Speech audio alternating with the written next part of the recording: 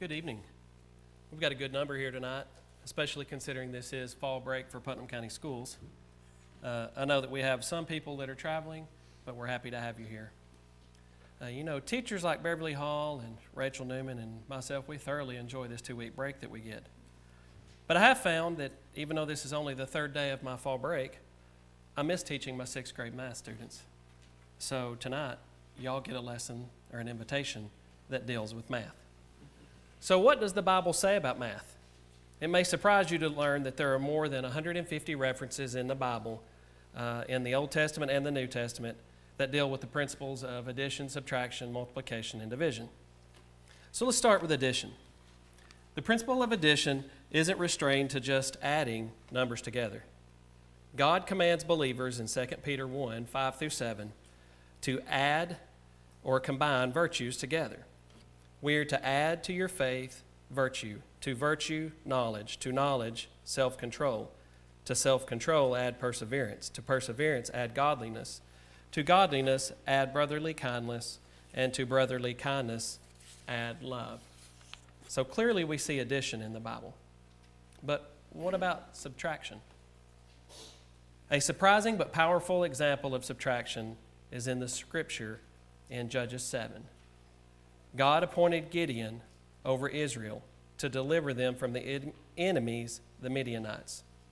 The Midianite army numbered 135,000 soldiers, but Gideon could only gather 32,000 men to fight.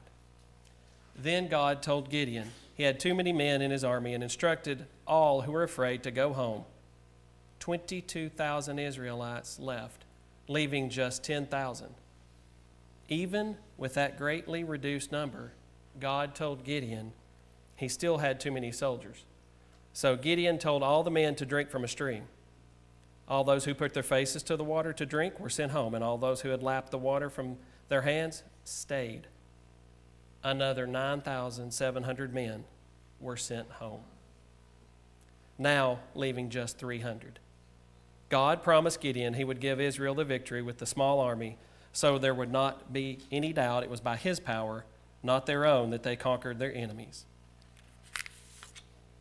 Multiplication. Multiplication is mentioned several times. Two of the greatest examples is right in Matthew. Matthew chapter 14, 13 through 21. Jesus multiplied 5 small loaves of bread and 2 tiny fish to feed 5,000 men. Including women and children, it's likely that there were 10 to 15,000 people Jesus fed with a boy's meager lunch. And not only was everyone able to eat their fill, there were 12 baskets of food left over. And another great example, Todd mentioned this, I believe, in his lesson on Sunday, from Matthew 18, 21 through 22, when Peter asked Jesus how many times he should forgive a person. And Jesus answered 70 times 7. Now that doesn't mean we forgive somebody exactly 490 times. Of course, it means we forgive them as many times as we need to. But what about division? Division is also mentioned in the Bible. In Ezekiel 47, God gave the prophet clear instructions for dividing the land of Israel among the people equally. He told Ezekiel in verse 13, "This is the boundary by which you shall divide the land for inheritance among the 12 tribes of Israel." Other references to dividing the land are found in Numbers 34 as well. One of the many fulfilled prophecies of the Messiah's death is also found in the book of Luke, where the soldiers divided his garments and cast lots for them. Tonight, I'm not here to teach you math. I'm here to truly offer the invitation. So I will again make reference to math to show our purpose of offering an invitation from Acts 2 and 47. Praising God and having favor with all the people, and the Lord added to their number day by day those who were being saved. Our goal here tonight for me is to extend the invitation, and hopefully someone will decide to change their lives and come forward and be baptized for forgiveness of their sins and to be saved. And at that point, they'll be added to the Lord's church. So we will offer that at this time.